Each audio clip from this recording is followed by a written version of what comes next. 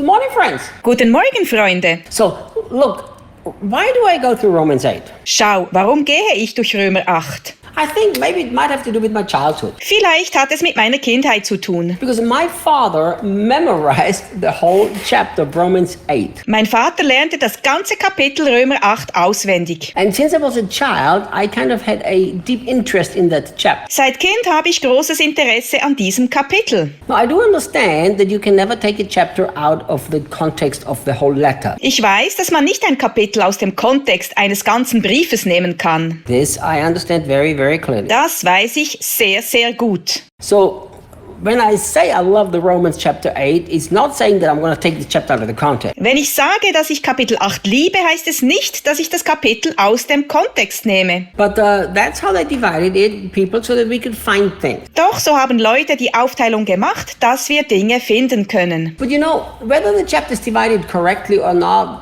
that's what the scholars did, and that's how we leave it. Ob die Kapitel richtig aufgeteilt sind oder nicht, die Gelehrten haben es so gemacht und so lesen wir es. But I am not sure if there is a single richer chapter in the Bible than that chapter. Aber ich bin nicht sicher, ob es in der Bibel ein einziges reicheres Kapitel gibt als dieses Kapitel. You have some of the best theology right there. Genau da hast du einige der besten Theologien. So let's start with verse 1. Beginnen wir mit Vers 1. To understand what Paul is saying here, we've got to look at the context, which of course goes back in chapter 7. Um zu verstehen, was Paulus sagt, müssen wir den Kontext verstehen, der auf das Kapitel Römer 7 zurückgeht. So in chapter 7, he's talking about the struggle against the sinful nature. Kapitel 7 erzählt uns den Kampf gegen die sündhafte Natur. You know, he says a famous verse that so many Christians use to justify their struggle against sin. Er sagt diesen berühmten Vers, den so viele Christen nehmen, um ihren Kampf gegen die Sünde zu rechtfertigen. Things I don't want to do, the things I do, I don't do. You see, Paul had the same problem. Denn ich tue nicht das Gute, das ich will, sondern das Böse, das ich nicht will, das verübe ich. Paulus hatte das gleiche Problem. He did not have that problem. Er hatte das Problem nicht. That's what happened when the chapters are divided not very smart. Das passiert, wenn die Kapitel nicht sehr geschickt unterteilt sind. Because he literally continues in chapter 8 verse 1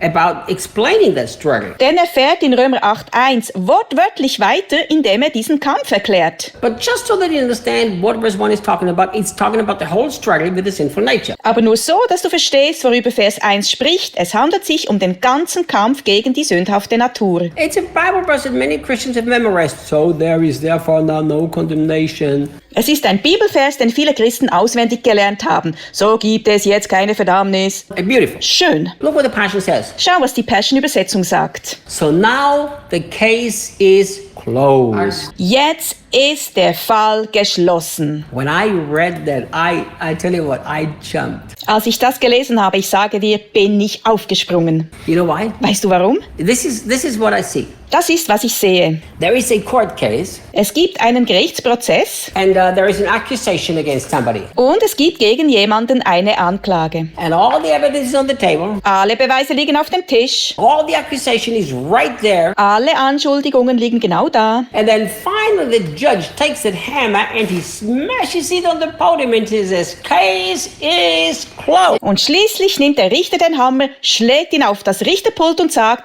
der Fall ist geschlossen. That means it is finished. Everybody pack your bags and go home. Das bedeutet, es ist beendet. Jeder nimmt seine Sachen und geht nach Hause. You don't need a lawyer anymore and the district attorney. Everybody can go home. Du brauchst keinen Juristen mehr, keinen Anwalt oder dergleichen.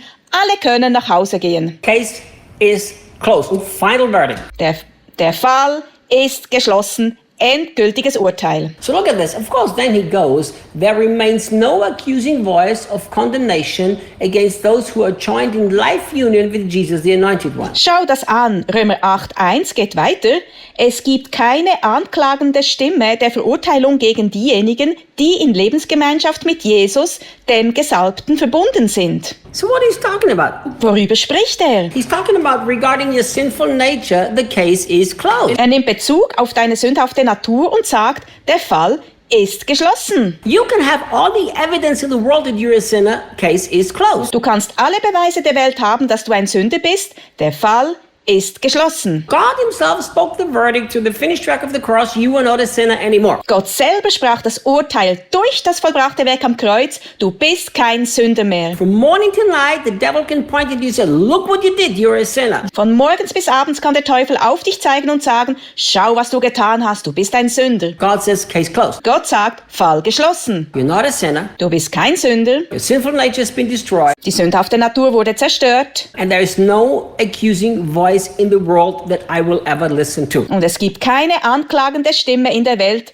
der ich jemals zuhören will. This thought for me is so incredible. Für mich ist dieser Gedanke so unglaublich. No matter what happens when you stand before God, God will not reopen the case. Egal was passiert, wenn du vor Gott stehst, wird Gott den Fall nicht wieder eröffnen. Your sinful nature has been dealt with, and every single sin, past, present, and future, has been wiped out. Mit deiner sündigen Natur wurde aufgeräumt und jede einzelne Sünde aus der Vergangenheit, Gegenwart und Zukunft wurde ausgelöscht. The devil is nothing but a liar and a deceiver. Der Teufel ist nichts anderes als ein Lügner und Betrüger. But look at this. Schau das an. We as Christians have been so arrogant Wir Christen waren so arrogant, to reopen a case that God himself closed through Jesus Christ. einen Fall wieder zu eröffnen, den Gott selber durch Jesus Christus geschlossen hatte. Oh, I'm just a sinner saved by grace. Ich bin nur ein Sünder durch Gnade errettet. Case closed. Fall geschlossen. Oh my God,